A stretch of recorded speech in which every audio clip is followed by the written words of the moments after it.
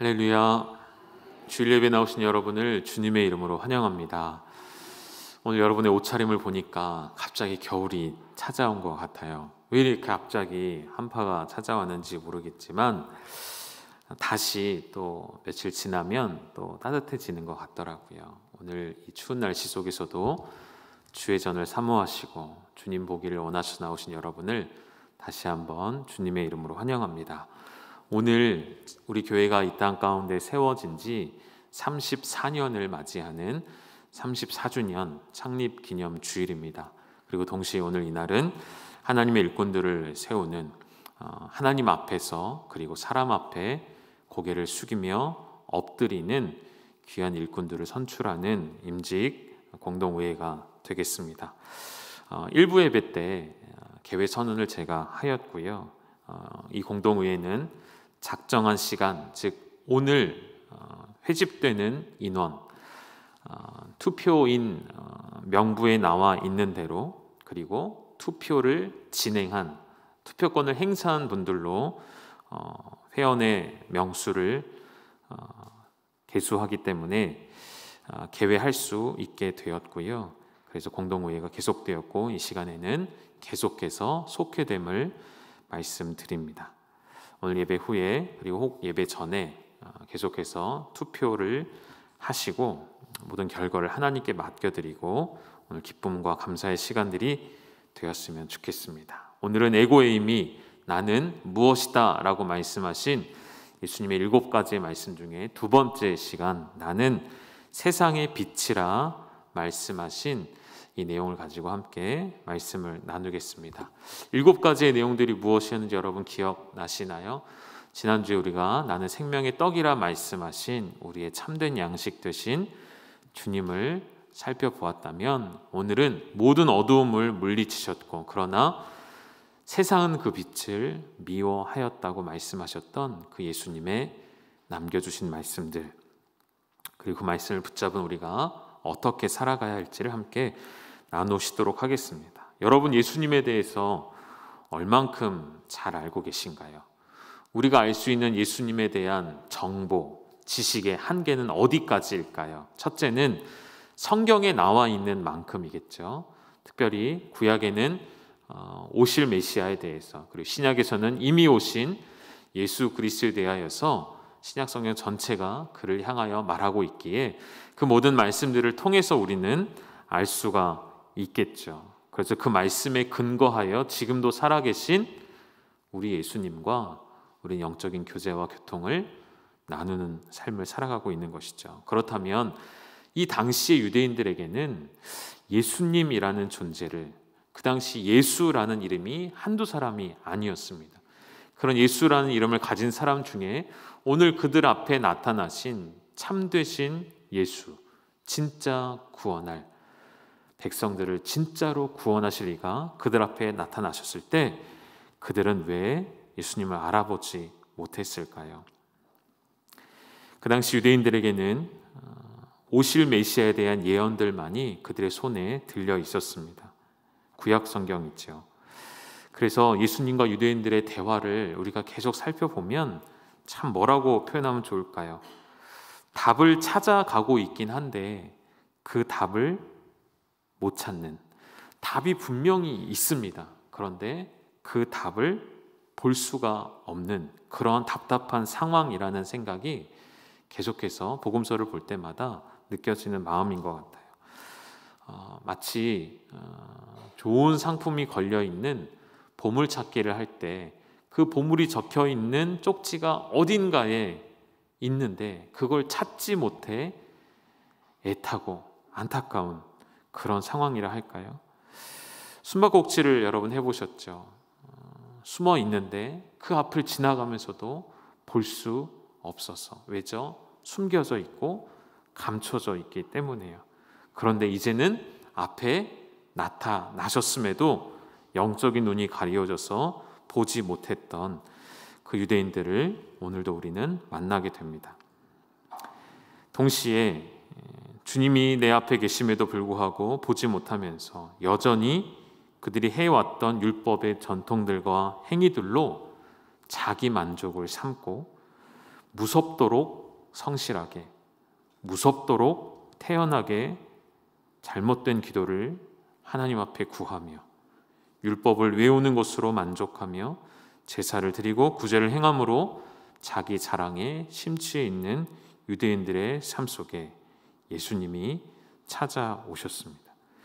사랑하는 여러분, 신앙 곧 믿음이 생긴다라는 말은 종교적인 의식에 익숙해진다는 말이 아닙니다. 다시 말하면 신앙이 생겼다는 말은 예배가 편해졌고 예배가 익숙해졌다는 말과는 다른 의미라는 것이죠. 반드시 우리는 마음으로 믿어져야만 하는 것이죠. 남들이 다 믿기 때문에 나도 남들이 다 이렇게 하니까 하는 것은 믿음이 아니라 이 기독교의 문화에 익숙해진 것이고요. 그리고 교회의 분위기에 익숙해진 것이죠. 그래서 오늘 이 자리에 앉아 계신 그리고 영상으로 함께 예배드리고 있는 우리 모든 성도님들, 우리는 영적인 눈이 열리지 않고서는 도저히 볼 수도 없고 깨달을 수도 없는 것들을 이제는 보게 되었고 그 진리를 발견했고 그래서 새로운 인생을 살아가는 그러한 존재라는 사실을 여러분 믿으셔야 합니다. 성경은 그것을 회심이라고 말한다고 말씀을 드렸었죠. 그래서 지난주에 우리가 회심과 개종의 차이를 말씀드렸었습니다. 세상에서는 교회 바깥 세상에서 그곳에서는 어떤 업적을 우리가 이루었든 어떤 지위에 올랐든 그것과 상관없이 정말 아무런 상관없이 생명의 길을 발견하지 못하고 여전히 그 길을 찾지 못하는 영적으로 눈먼 자라면 아무리 많은 것을 이루었고 아무리 꿈꾸던 것들을 성취했을지라도 그보다 더 불쌍한 인생은 없다는 사실 앞에 조금 전 말씀드렸던 보물찾기, 숨바꼭질 이런 것들은 하나의 놀이이기 때문에 못 찾아도 그만이죠. 조금 아쉬움이 남는 일이죠. 그러나 우리의 인생은 실제잖아요. 우리 인생은 실전이잖아요. 여기서 우리가 그리스도를 발견하지 못하고 이 삶 속에 빛 되신 주님을 만나지 못하면 어떻게 하겠습니까? 여러분 진심으로 바라보십시오. 아직 그리스도를 만나지 못하셨다면 바라고 원하십시오. 그분이 만나 주실 것입니다. 요한복음 8장에서 유대인들이 예수님에게 두 가지를 질문해요. 이 두 가지 질문은 예수님이 누군지를 확인하는 절차입니다. 첫 번째 질문은 이것이었습니다.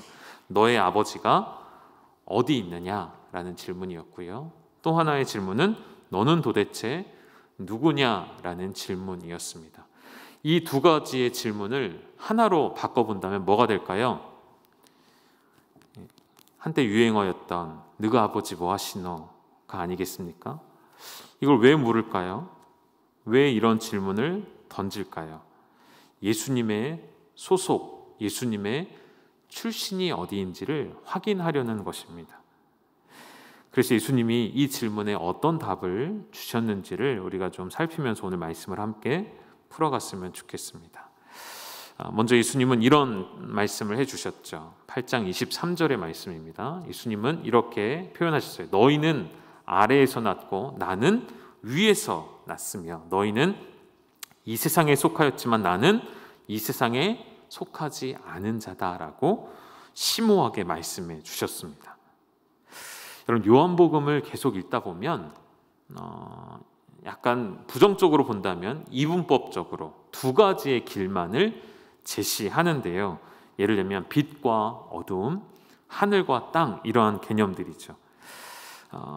이런 말씀을 드리고 싶어요. 예수님이 지금 나의 소속이 어디 있는지, 내가 어디서 났고 어디에 속하 있는지를 말씀해 주실 때에 결국 믿음이라는 것은 여러분에게 있는 그 믿음이라는 것은 우리의 소속이 옮겨진 것을 의미하죠. 아래에서 난 자들이 위로부터 난 자가 되게 하는 것, 그것이 저는 믿음이라 말씀드리고 싶어요. 그리고 그 믿음은 우리의 주인을 교체하는 일입니다. 바꾸는 일입니다. 여러분, 내년에 이제 대선이 다가왔기 때문에 요즘 정치계가 정말 시끌시끌하죠. 모두가 막 이야기하는 정권 교체라는 단어들을 많이 사용하죠. 그런데 여러분, 정권 교체라는 말과는 비교할 수 없는 더 중요한 교체, 뭘까요? 주권의 교체입니다. 이 주권의 교체가 여러분 안에 날마다 일어나시기를 주님의 이름으로 축복합니다. 이 주권의 교체는 그냥 주인을 바꾼다라는 가벼운 말로 대체할 수 없을 만큼 우리에게 놀라운 일들이 일어나게 되는 것이죠. 인생을 해석하는 기준과 관점이 바뀌고 인생의 종착역이 바뀌어지는 놀라운 일인 것이죠. 믿음은 우리가 가지고 있는 것에 새로운 것을 더하는 것이 아니에요.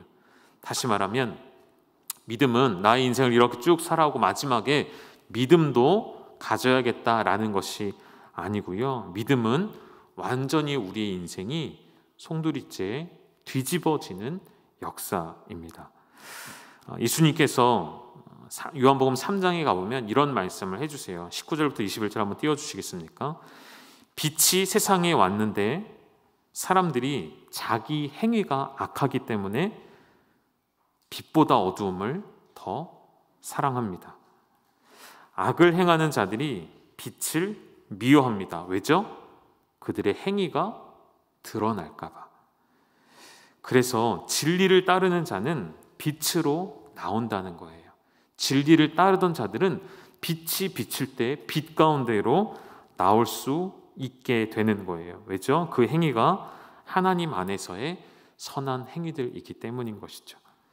빛은 그러한 것이죠. 세상을 구원하시려 빛으로 오신 예수님을 세상이 거절했기에 심판을 자초하게 되었다 말씀하고 계시는 것이죠. 다시 요한복음 8장으로 와서 예수님께서 오늘 내가 세상의 빛이라 말씀하시는 배경에는 두 가지 사건이 있는데, 하나는 정죄받는 여인입니다. 8장 11절을 띄워주시겠습니까? 가늠하다 현장에 잡힌 여인을 용서하시면서 다시는 죄를 짓지 말라 말씀하시면서 나는 세상의 빛이라 말씀하시는 거예요. 이 여인에게 다시는 어둠에 속하지 말고 빛 가운데로 나와 살라는 말씀을 주셨고, 그리고 나서 예수님이 이제 장소를 옮겨서 성전으로 가셔서 유대인들에게 말씀을 전하시는데, 이 요한복음 8장 12절의 배경의 말씀이 또 한 가지가 초막절이라는 절기라는 배경을 가지고 있다는 것이죠. 우리 8장 12절 한 번 더 같이 읽도록 할까요? 시작. 예수께서 또 말씀하여 이르시되 나는 세상의 빛이니 나를 따르는 자는 어둠에 다니지 아니하고 생명의 빛을 얻으리라. 아멘. 유대인들이 초막절에 지키던 두 가지의 중요한 전통이 있었습니다. 먼저 초막절에 대해서 간단하게만 좀 설명드리면, 사진을 한번 띄워주시겠습니까? 초막절은 유대력으로 7번째 달 15일부터 7일 동안 계속되는 절기예요. 이 절기 때는 저렇게 나뭇가지를 들고 흔드는 모습도 나오고요. 또 하나 사진을 더 보여주시면 이 성전의 조감도인데요, 저 안에 여인들의 뜰이라는 장소가 있어요. 이방인의 구역과 유대인들의 구역을 나누는 장소인데요, 이방인의 뜰까지는 이방인들도 들어갈 수 있지만 저 여인의 뜰이라고 불리는 곳에는 유대인들만 들어갈 수 있는 특별한 장소이죠. 그런데 우리는 어떻게 보냐면, 이 말씀을 주실 때 예수님이 들어가는 곳이 저 여인의 뜰에 들어가셔서 유대인들에게만 주시는 말씀이었던 것이죠. 이 초막절에 유대인들이 성전에 와서 지키는 행동 중에 두 가지가 무엇이냐면, 하나는 물과 관련된 것이고 하나는 빛과 관련된 것입니다. 그래서 여러분, 요한복음 7장에 보면 예수님이 물에 대해서 말씀하시면 생수에 대해서 말씀을 하시죠. 그리고 8장에 와서는 빛에 대해서 말씀하시는데, 예수님이 늘 말씀하실 때 그냥 뜬금없이 물과 빛에 대해서, 어떤 일에 대해서 말씀하시는 것이 아니라 늘 그들의 생활 속에, 그들의 생각 속에 있는 것들을 가지고 그들에게 도전을 주고 깨달음을 주셨다는 것이죠. 물은 무슨 이야기냐면, 7장에서 예수님이 자신을 생수로, 생명수로 비유하시면서 성령에 대해 언급을 해주셨고, 이제 두 번째는 오늘 본문에서 빛에 대해서 말씀을 하시는 거예요. 이 빛은 특별히 이 명절에 그 축제의 시간들이 다 끝나갈 무렵에 초막절에 성전 바깥에 4개의 금 등잔이 있대요. 그리고 그곳에 불을 밝힙니다. 그 불빛이 온 예루살렘 어디서도 볼 수 있는 밝은 빛이었다고 합니다. 이 명절의 시간들이 이제 다 맞춰질 때쯤 성전의 그 밝았던 밤을 밝히던 그 7일 동안의 빛이 꺼질 무렵에 바로 그때 예수님이 그들을 향하여 뭐라고 말씀하셨을까요? 내가 세상의 빛이다라고 말씀을 하셨던 것이죠. 그들에게 와닿는 말씀을 해주신 거예요. 이 빛은 꺼지지만 영원히 꺼지지 않는 빛인 나를 보라 말씀하시는 것이죠. 나를 따르는 자는 어둠에 속하지 않고 생명의 빛을 얻게 될 것이다 라고 도전해 주셨던 것이죠. 출애굽했던 이스라엘이 광야의 힘든 시간을 버틸 수 있었던 것 중에 한 가지가 무엇입니까? 하나님이 주신 불기둥 때문이었죠. 그 불기둥으로 어두운 밤을 밝혀주셨고 그 추위에, 그 광야의 무서운 추위를 지켜주셨습니다. 이스라엘은 늘 하나님을 빛으로 여겼고 하나님의 지혜로 세상에 빛이 창조되었음을 그들은 믿고 있었습니다. 그래서 하나님이 빛이시라는 사실을 아는 사람이 되려면 하나님의 지혜를 가져야 하고 하나님의 그 지혜는 율법에 담겨져 있다고 확신했기 때문에 지혜로운 사람은 율법을 알고 순종해야 한다라고 그들은 믿어왔고 그래서 더욱 율법을 지켜왔던 것이죠. 그런데 이제 예수님이 유대인들 앞에 내가 빛이라 라고 말씀하시는 것, 그 안에 담겨진 의미가 무엇이겠습니까? 지혜와 율법의 완성으로 내가 왔음을 말씀하시는 것이죠. 이 당시 유대인들은 새로운 출애굽을 갈망했죠. 기대했죠. 그리고 이 로마로부터 벗어나기를 원했죠. 그러나 주님은 그의 빛 되심으로 오신 것은 이들이 영적인 가나안 땅에 이르기까지 그들의 광야와 같은 인생을 빛으로 인도하시기에 오셨음을 그들에게 말씀해 주셨던 것입니다. 예수님은 세상을 어둠이라 지칭하셨죠. 빛과 어두움은 창세기부터, 우리 다음 주 월요일부터 통독 수련회 할 때 창세기를 읽게 되실 텐데 첫 장면부터, 창조의 첫 장면부터 등장하는 것이 빛과 어둠이죠. 그리고 마지막 계시록 끝장면까지 계속 대비되는 것이 무엇이죠? 역시나 빛과 어둠입니다. 여러분, 어둠은 사망이라고 부를 수 있겠죠. 어둠은 혼돈이라고 부를 수도 있겠습니다. 반대로 빛은 생명이라 말할 수 있겠고 충만함이라 말할 수 있겠고 참 지식과 질서와 평안이라 말할 수 있겠습니다. 여러분, 사진을 하나 좀 보여드리겠는데요. 여러분 많이 보셨을 거예요. 우주에서 지구를 내려다보면 밤에 야경을 보면 밝게 빛이 나는 나라와 도시들이 있죠. 저 밝은 빛이 그 나라의 경제와 그리고 얼마나 잘 사는지를 나타내는 척도가 되기도 하는 것 같습니다. 우리나라를 좀 확대해서 좀 보게 되어지면 이 사진을 여러분 아마 많이 보셨을 거예요. 우리나라의 밝은 빛과 북한 땅의 어두움을 보고 계시죠. 이만큼 차이가 나는 이것을 어떤 이들은 하나님께서 우리나라에 복을 주셨기 때문이다라고도 말하죠. 그 말도 맞기는 하지만 오늘 말씀드리고 싶은 것은 그 반대입니다. 빛이 빛나는 곳에, 다시 말해 예수 그리스도의 빛이 아닌 세상의 휘황찬란한 빛들이 빛나는 곳에는 참 진리가 아닌 오히려 그 이면에 더욱 어두움이 있다는 것이죠. 여러분 그런 경험 해보시지 않았습니까? 하늘의 별들이 밝게 떠 있는데 내 옆에 있는 조명 때문에 그 빛을 볼 수가 없는 것. 하늘에 빛나는 그 밝게 빛나는 별을 보기 위해서는 우리가 가진 불을, 우리가 가진 빛을 꺼야 그 빛이, 그 새벽별이 보이는 것처럼 세상의 휘황찬란한 여러 불빛과 그 자랑하는 밝은 빛들은 사실은 그 안에 죽음의 어두움이 드리워져 있지 않은가 생각해 봅니다. 오히려 저 어두웠던 캄캄한 북녘 땅, 북한의 땅 안에 지하교회들이 더 밝은 빛을 내고 있다고 저는 생각을 합니다. 이 시대에 전혀 박해받지 않고 핍박당하지 아니하고 편하게 신앙생활하는 우리야말로 생명의 빛이 꺼지지 않을까 늘 깨어있고 늘 경각심을 가져야 한다는 것이죠. 여러분, 어떻게 하면 죽음의 어둠을 벗어나서 생명의 빛 되신 예수님, 생명의 빛 되신 그 빛을 가질 수 있을까요? 예수님이 오늘 본문에 답을 주셨어요. 12절의 말씀을 다시 보시죠. 나는 세상의 빛이니 나를 따르는 자는 어둠에 다니지 않고 생명의 빛을 얻으리라. 무엇이 답이죠? 나를 따르는 자, 예수 그리스도를 따르는 자. 이 원어 헬라어에서도 이 동사의 시제가 현재 시제로 쓰였습니다. 정확한 해석은 나를 계속해서 따르는 자는, 나를 지속적으로 따르는 자는, 멈추지 않고 끝까지 나를 따라오는 자는 이라는 해석이 되겠죠.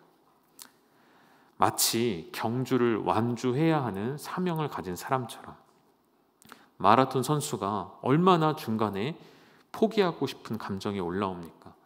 올림픽에서 금메달을 땄던, 마라톤 대회에서 우승을 차지했던 수많은 사람들의 고백들이 다 똑같습니다. 중간에 수없이 많은 포기하고 싶은 감정들, 그대로 쓰러져 그만 달리고 싶은 마음들, 그런 표현들 여러분 들어보시지 않았습니까? 그럼에도 끝까지 완주해야 한다는 사명을 가진 자들, 예수님을 따르고 순종하는 바로 그 일이 세상의 어둠을 거스르고 영생을 얻게 되는 길임을 믿으시기를 주님의 이름으로 축복합니다. 믿을 뿐만 아니라 그렇게 살아내시는 여러분 되시기를 주님의 이름으로 축원합니다.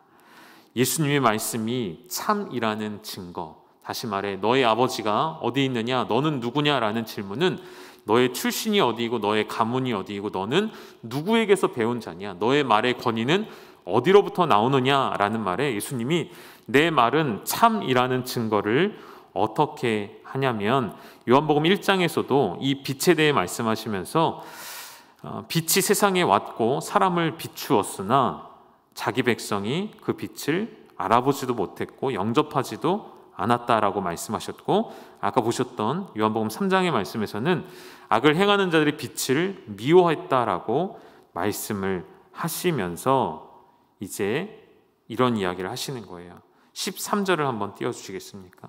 바리새인들이 예수님에게 너의 증언은 참되지 않다라고 이야기해요. 너의 권위, 너는 어디로부터 나온 권위를 가지고 이야기하느냐, 우리는 받아들일 수 없다라고 할 때 이제 예수님은 너희가 미워했던 그 빛인, 빛의 자체이신 나에 대해서 이렇게 말씀하시죠. 우리 14절 말씀 같이 읽겠습니다. 시작. 예수께서 대답하여 이르시되 내가 나를 위하여 증언하여도 내 증언이 참되니 나는 내가 어디서 오며 어디로 가는 것을 알거니와 너희는 내가 어디서 오며 어디로 가는 것을 알지 못하느니라. 아멘. 어디서 오고 어디로 간다는 것을 안다는 것은 첫 번째로 내 출신, 내 소속, 너희가 그토록 확인하고 싶어하는 그곳이 어디인지를 안다라는 말씀이에요. 여러분, 그 사람의 소속이 그 사람이 누구인지를 알려주는 것이죠. 예수님의 소속은 하나님입니다. 예수님의 소속은 아버지의 품 아니죠. 예수님의 소속은 하늘이죠. 그것에서 오셨고 그곳으로 가실 분이라는 것, 이 땅의 어떤 권위보다도 높으신 절대적인 권위이고, 그래서 예수님의 모든 말씀은 참이라 예수님 설명하시는 거예요. 두 번째로 예수님이 어디서 오고 어디로 간다는 것을 안다는 것은 내 사명이 무엇인지를 안다는 뜻이에요. 당신이 이 세상에 왜 오셨고 또 어떻게, 언제, 어떻게 돌아가실지를 알고 계시다는 것. 동일하죠, 여러분. 우리의 사명이 우리가 누구인지를 결정하는 중요한 요소입니다. 여러분의 인생의 사명은 무엇입니까? 엄마라는 사람의 사명은 무엇이죠? 엄마라는 사람은 자녀를 하나님께서 맡겨주신 양육권으로, 믿음의 일꾼으로 세워나가는 것이 엄마라는 존재의 사명인 것처럼요. 목사의 사명은 무엇이죠? 여러분, 성도의 사명은 무엇입니까? 그리스도의 사명이 무엇입니까?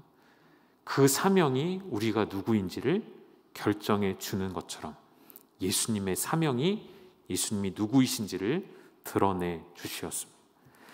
예수님의 모든 증거가, 모든 증언이 참되다라는 이유는 예수님이 하나님의 아들이시며 하나님의 자신이 되시며, 그런데 왜 사람들은 알아보지 못했다고요?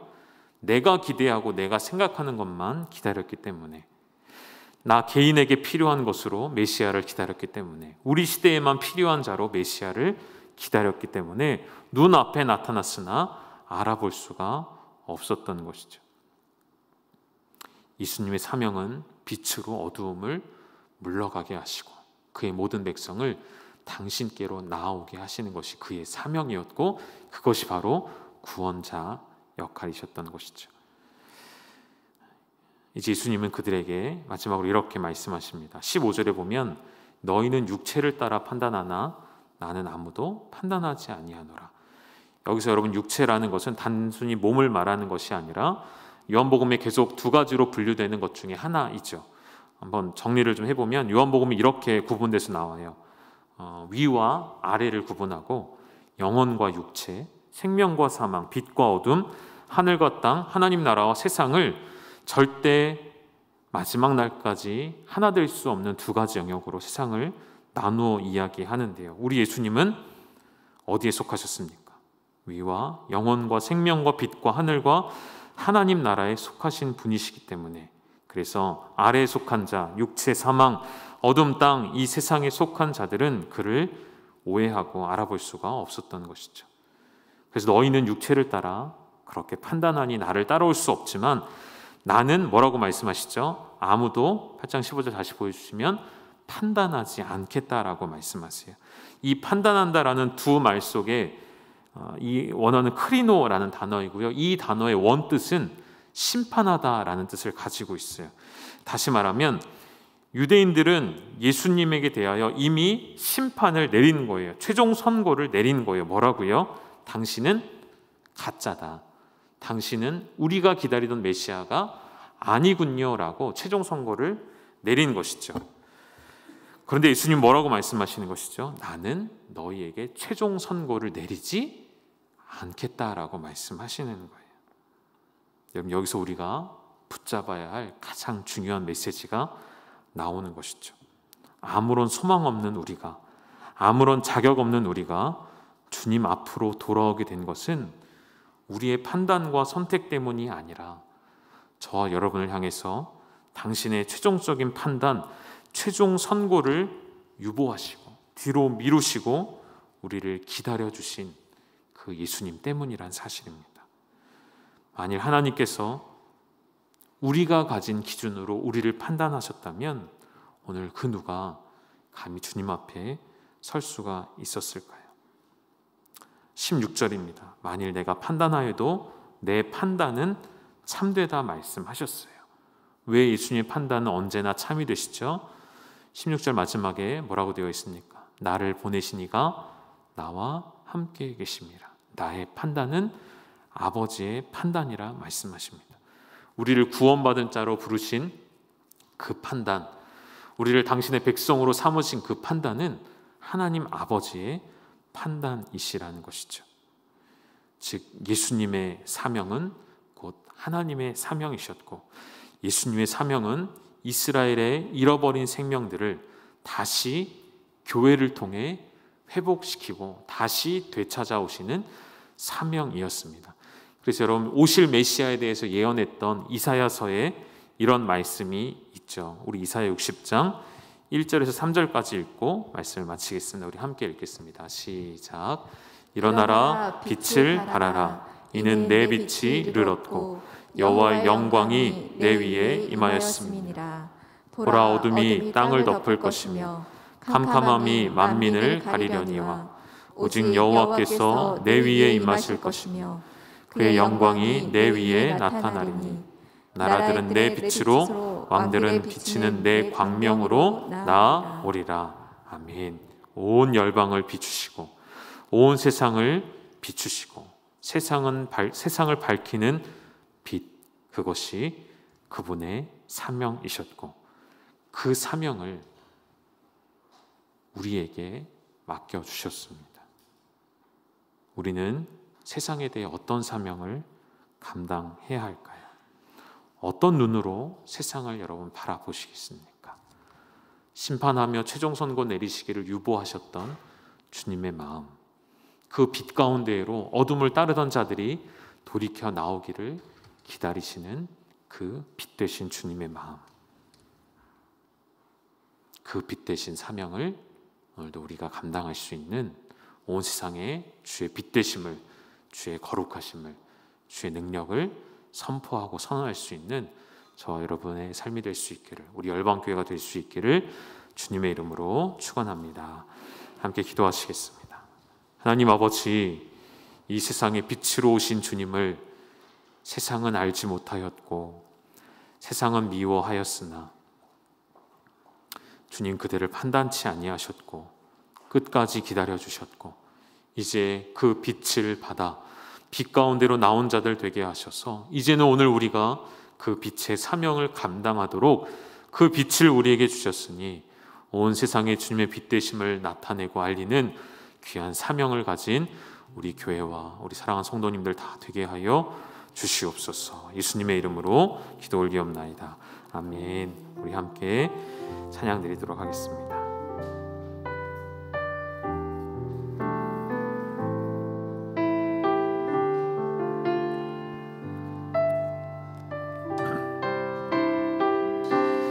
눈을 들어 주를 보라. 주의 영광을 보라.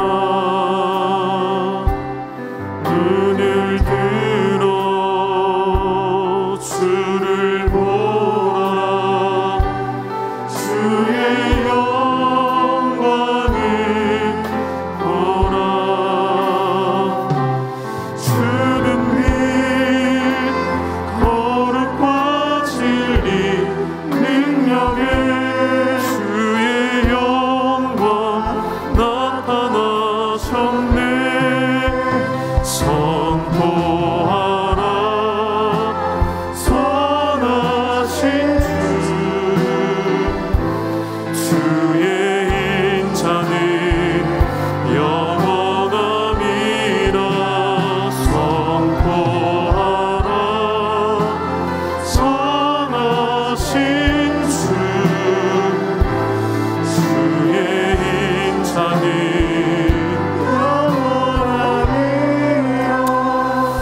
찬양하실 때 우리 다 함께 자리에서 일어나셔서 우리의 시선을 땅에 두지 아니하시고 우리를 하늘로 불러 올리우시며 주님과 같은 시선으로 보기 원하시는 그 주님 앞에 반응하며 우리 다시 한번 찬양으로 고백하며 나아가시겠습니다.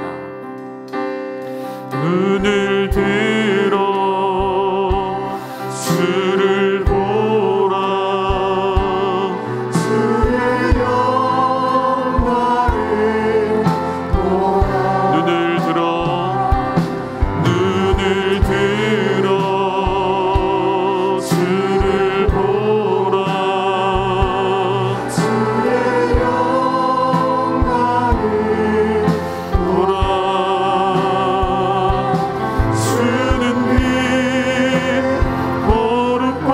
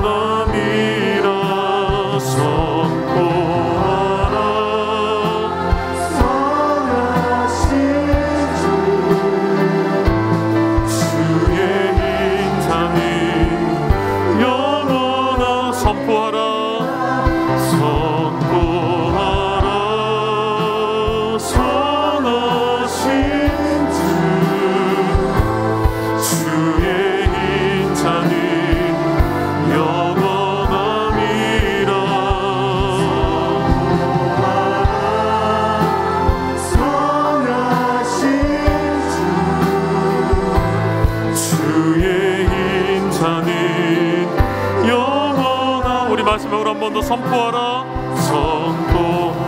빛 대신 주님을 선포하는 삶을 살기를 소망함으로 주의 인자하심과 자비하심을 온 세상 가운데 드러내는 그런 삶으로 우리를 부르셨기 때문에 우리는 선포해야만 하는 것이죠. 하나님, 우리를 통해 영광 받아주시고 하나님 말씀 온 세상 가운데 선포될 수 있도록 우리 한 번만 더 고백하시겠습니다. 선포하라. 선하신 주 선포하라. 선하신 주 주의 인자는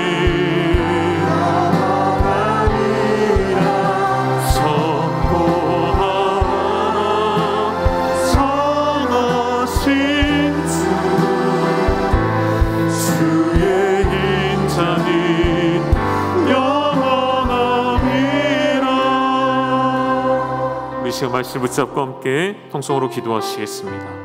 오늘 우리를 이 땅이 아닌, 이 아래가 아닌, 이 세상이 아닌 하늘에 속하게 하시고 영혼에 속하게 하시고 생명과 빛에 속하게 하여 주신 그 주님의 부르심 앞에 예수 그리스도께서 세상의 빛이 되셨고 그 빛 되심을 이제 우리에게 주셔서 그 빛을 세상에 비추라 말씀하시는 그 사명을 감당하는 우리 교회와 나의 삶이 되게 달라고 함께 통성을 합심하여 기도하며 나가시겠습니다. 하나님 아버지, 오늘 우리에게도 주신 빛 되신 사명, 이 세상의 빛으로 오셨기에 어두움은 주님을 미워하였고 주님 알아볼 수도 없었습니다. 그러나 불변하는 진리인 세상의 빛 되신 주님 앞에 오늘 그 사명을 이어받은 자로서 오늘 세상을 나의 시선으로 나의 판단으로 보지 않게 하시고 아버지 하나님의 눈으로 세상을 보게 하셔서 나를 부르시고 나를 보내신 하나님의 시각으로 세상을 바라볼 때에 아버지 하나님, 우리의 인생의 목표 사명이 무엇인지를 깨닫게 하셔서 온 세상 가운데 빛 되신 주님을 드러내며 선포하는 그런 복된 인생으로 살게 하여 주시옵소서. 주는 빛 되셨고 거룩하시며 진리이시며 능력이십니다. 그 영광을 우리 세대 가운데 나타내 주시고 주님 이 땅을 다스려 주시옵소서.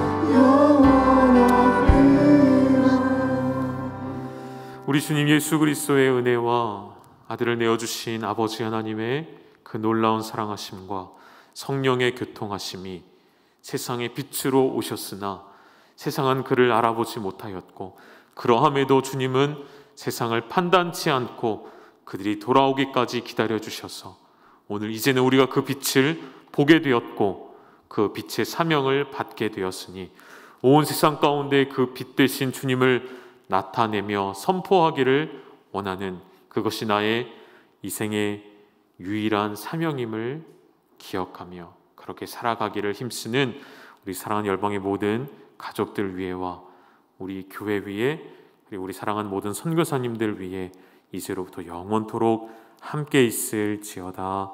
아멘.